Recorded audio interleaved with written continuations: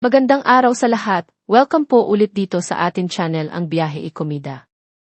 Punta tayo sa atin topic. Gabby, nag-leave of absence para sa US-Canada tour nila ni Sharon. Gabby Concepcion, hindi i-avail ang Senior Citizens Card. Nagpapasalamat si Gabby Concepcion sa GMA7 Management dahil pinayagan siyang ipagpaliban muna ang taping ng bagong teleserye na pagbibidahan niya.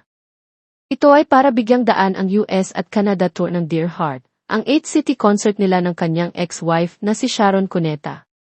Meron kaming teleserye na gagawin with GMA. Humingi ako ng leave of absence dahil kailangan namin i-stretch para ma-fulfill o ma-fill in yung time for the concert. Okay din naman ang GMA, naiintindihan nila. Gagawin na lang namin ang teleserye pagbalik sa January 2025, unless ma-extend na naman ang concert. Hinihintay ko nga kung may Valentine show para matuloy na, pahayag ni Gabby sa panayam sa kanya ng Cabinet Files nitong Martes ng hapon, September 17, 2024.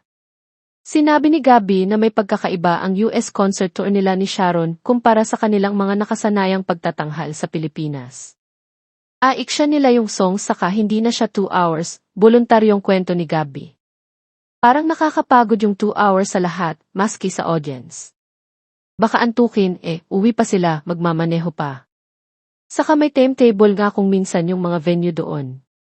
Kapag lumampas ka ng 1 minute, ang laki ng charge nila. So, para matulungan natin yung mga producer, let's finish on time. Sa Harrah's Resort, Funner, California ang kick-off ng Dear Heart concert ni Gabby at Sharon sa October 26, 2024.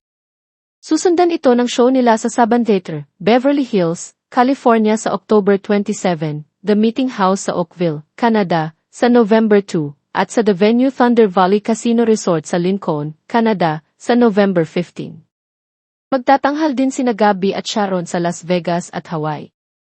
Nang pansinin ng Cabinet Files na malaki na ang improvement ng kanyang singing voice, napangiti at nagpasalamat si Gabby. Paliwanag niya, gusto ko naman ng music pero hindi ako nag-umpisa as a singer. Although gusto ko naman ng music, hindi nga lang ito ang linya ko talaga. Ang showbiz, hindi ko rin linya.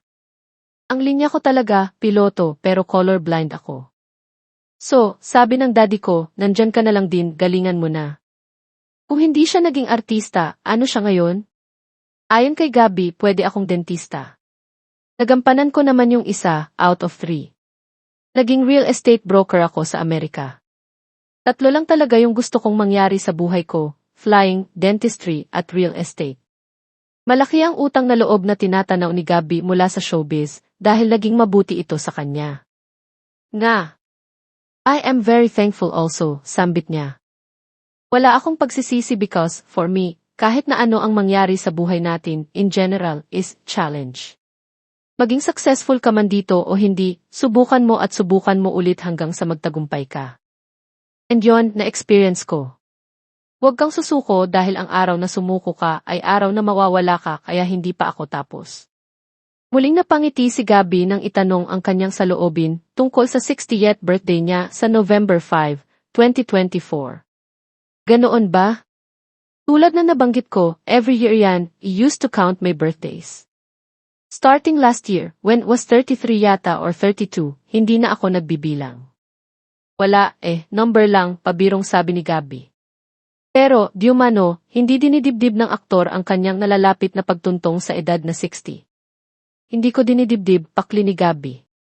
Basta kapag nasa beach ako, yung mga panahon na dinadala ako ng father ko, basta nasa sand na ako, nakikita ko na yung alon, balik ako sa 14 years old.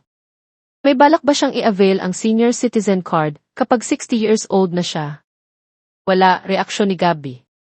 Paliwanag niya, bilang isang colorblind, may PWD card na siya. Ako PWD. Parehong mga benepisyo. Hindi ko kailangan ng senior citizen card. Pwede yon siguro sa susunod na 10 o 15 taon, di ba? At yan ang ating latest showbiz chika update for today. Huwag kalimutan mag-subscribe. Click the notification bell for more showbiz chika updates. Like and share the video at pakisuportahan po ang atin Facebook page. Maraming salamat sa lahat ng nag-subscribe, indeed. Magandang buhay sa lahat, paalam.